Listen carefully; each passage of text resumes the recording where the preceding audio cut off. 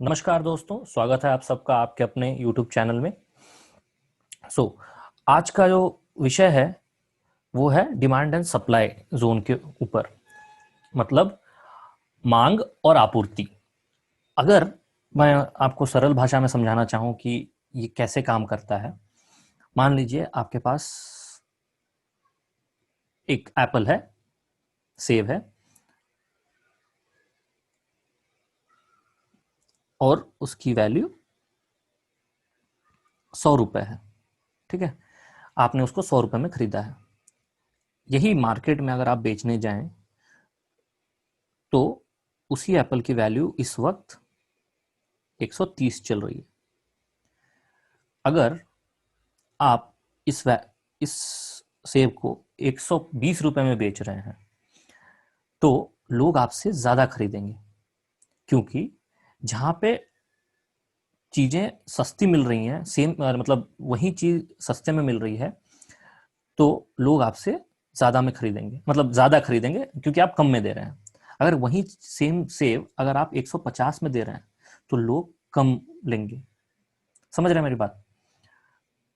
अगर आपको यही मार्केट के भाषा में समझाया जाए कि अगर नहीं, अगर थोड़ी और मैं आपको एग्जांपल दे देता हूं। मान लीजिए आपके पास 10 केजी सेब है, ठीक है, 10 केजी एप्पल है। अगर ये 10 केजी एप्पल के लिए 10 खरीदार हैं, ठीक है, सबको एक एक केजी चाहिए, और प्राइस है मान लीजिए 100 रुपये, ठीक है, तो ये दे सकते हैं आप।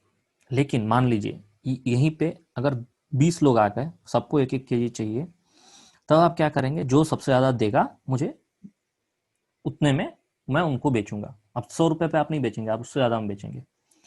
उसी तरीके से मान लीजिए अब 100 लोग खरीदने आए और आपके पास 10 ही केजी है, तो जितनी ज्यादा मांग होगी, ठीक है, जितनी ज्यादा मांग होगी, आपका जो मूल्य है, वस्तु का मूल्य है, वो आप उस हिसाब से बढ़ा सकते हैं। उसी तरह अगर मान लीजिए रिलायंस है, उसकी मांग बहुत ज्यादा रही है कुछ दिनों से, ठीक है, मान लीजिए 1000 पे था, बहुत लोगों ने खरीदा, 1500 पे गया। फिर क्या हुआ? 1500 पे लोगों को लगा कि नहीं नहीं नहीं, ये ज़्यादा हो गया है, और कुछ लोगों ने बेचना शुरू कर दिया। तो फिर ये वापस 1000 के आसपास आ गया। अब 1000 के आसपास मतलब फिर लोगों को लगा कि पिछली बार 1000 से 1500 गया था और ये सस्ते में मिल रहा है तो मैं ले लूंगा। फिर क्या हुआ? ये 1500 चला गया, ठीक है। अब होता है ऐसा कैसा है कि मान लीजिए अगर आप पहली बार दूसरी बार डिमांड सप्लाई में काम कर रहे हैं तो आप क्या होगा कि हाँ, ये पहली बार रिटर्न हुआ था, अगर यहाँ पे, तो ये पहली बार हुआ था यहाँ पे पहली बार, तो दूसरी बार जब होगा तो मैं वहाँ पे बाय या सेल कर दूंगा। मान लीजिए जब दूसरी बार हुआ तो यहाँ पे बाय किया आपने, यहाँ पे सेल कर दिया, तो आप प्रॉफिट कमा लेंगे, ऐसा लोगों को लगता है, ठीक है। हाँ, पहली बार या पहली बार में काम कर सकता है, जरूर पहली बार में काम जरूर कर सकता है, लेकिन यहाँ पे एक चीज समझने वाली है कि मार्केट ऐसे सिर्फ एक दो बार में काम नहीं करता ना। मान लीजिए एक, दो, तीन, चार, पांच हो गए। अब अब अगली बार आप कहाँ ट्रेड करेंगे? ये यहाँ पे मान लीजिए एक, दो, तीन और 4 बार हो गया, यहाँ 5वीं बार है, ठीक है। अगर मैं अब ये 2 बार हटा दूं मान लीजिए, ठीक है, तीसरी बार आया है ये, मान लीजिए आप तीसरी बार आया है, उसके हिसाब से अगर रखें हम, ठीक है, तो आपके हिसाब से ये ऊपर जाना चाहिए, ऐसे रहेगा? कि मैं ये जानना चाहता हूँ ये कब तक ऐसे ही रहेगा, क्योंकि कहीं ना कहीं तो प्राइस ब्रेक हुआ, कहीं ना कहीं इसकी इसका मूल्य बढ़ेगा या घटेगा। मान लीजिए ये आप सोचते हैं कि यहाँ से ऊपर निकल गया, ब्रेकआउट दे दिया आपको, तब आप अगर बाय करेंगे तो हो सकता है कि यहाँ से वापस मुड़ के नीचे आ जाए। और अगर मान लीजिए यहाँ से नीचे गया है तो आप सोचेंगे कि ये बस ये यहाँ सब नीचे जाएगा, तो आप बेच देंगे, सेल कर देंगे, ये मुड़ के वापस इस लेवल पे आ सकता है। तो चांसेस ये हैं, मैं क्यों बोल रहा हूँ प्रॉब्लम है डिमांड और सप्लाई को ट्रेड करने में, कि ये इधर मुश्किल होती है लोगों को ये पता करने में कि कौन से समय हम इसको बेचें या खरीदें। अगर मैं आपको रियल चार्ट पे दिखाना चाहूँ, अगर आप देखें, लोग अगर नए नए ट्रेडर हैं तो कैसे कैसे अपना डिमांड डिमांड जोन और सप्लाई जोन लगाते हैं? वो क्या करेंगे? ये उनका मान लीजिए सप्लाई जोन हो गया, ये हो गया डिमांड जोन।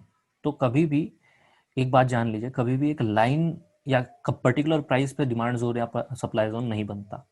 वो एक जोन होता है, मतलब उनका एक रेंज होता है, एक एक रेंज के अंदर ही वो बन सकता है। एटलीस्ट कुछ एक छोटा रेंज बनेगा। अगर आप देखें तो ये एक छोटा सा रेंज है, माफ कीजिएगा थोड़ा लाइन की तरह ही दिख रहा है, लेकिन ये छोटा रेंज है। ठीक है, तो मैंने बस ऐसे ही ड्रॉ कर दिया है। ध्यान से अगर ड्रॉ करना होगा तो आगे आपको आने वाली वीडियोस में समझाएंगे कैसे किया जाता है। अगर आप देखें तो ये एक रेंज है, वैसे ही नीचे वाले प्राइस के लिए एक रेंज है। ठीक है, अगर आपने इस तरह से demand zone and supply zone बना लिया है तो यहाँ पे आप देखिए कितनी बार प्रॉब्लम हुई है। ऊपर गया प्राइस, ठीक है, फिर नीचे आया, तो एक बार हो गया है, ये दूसरी बार है, तो दूसरी बार आप क्या करेंगे, यहाँ पे आप सेल कर देंगे। ठीक है, हो गया, आपके पैसे आ गए। पहली फिर यहाँ पे अगर आप पहली बार देखेंगे फिर आपने बाय कर लिया। लेकिन अब इसके बाद अगर आपको ट्रेड करना है, देखा आपने एक बार नीचे गया है तो लोगों ने यहाँ पे जिसने सेल किया होगा उनके पैसे गए, क्योंकि अगले बार ही उसने अगला कैंडल आप देखें तो उसने करीब करीब 50-60 पॉइंट का बना दिया, तो वापस लॉस में आ जाएगा। सिमिलरली अगर वापस देखें अगली बार, फिर ब्रेकडाउन तो दिया है, नीचे क्लोज भी हुआ है, लेकिन फिर वो वापस ऊपर आ गया है। यही प्रॉब्लम है डिमांड एंड सप्लाई जोन की। अगर आप देखें कि लोगों को पता नहीं रहता कि कब बाय करना है, कब सेल करना है, क्योंकि आप कंटिन्यूस, अगर मैंने कहा पहली या दूसरी बार में कर सकते हो, लेकिन जितना ज्यादा ये बढ़ता जाएगा आपको पता नहीं होगा कि किस तरफ जाने वाला है। तो आप क्या करोगे, आप गलत ट्रेड लोगे, या तो सेल कर दोगे या तो बाय कर दोगे बिना कोई कंफर्मेशन के। समझ पा रहे हो आप? तो इस वीडियो में आपको यही समझाना था कि आप डिमांड जोन सप्लाई जोन कैसे ट्रेड कर सकते हैं और उसमें आपके पैसे कैसे बचेंगे, क्योंकि आप ज़्यादा अगर ऐसे ट्रेड करेंगे तो आपको पता है कि पैसे जा सकते हैं। फिलहाल इस वीडियो के लिए इतना ही। धन्यवाद। प्लीज़ वीडियो को लाइक, सब्सक्राइब और शेयर करते रहिए। सब सीखेंगे, सब बढ़ेंगे। धन्यवाद।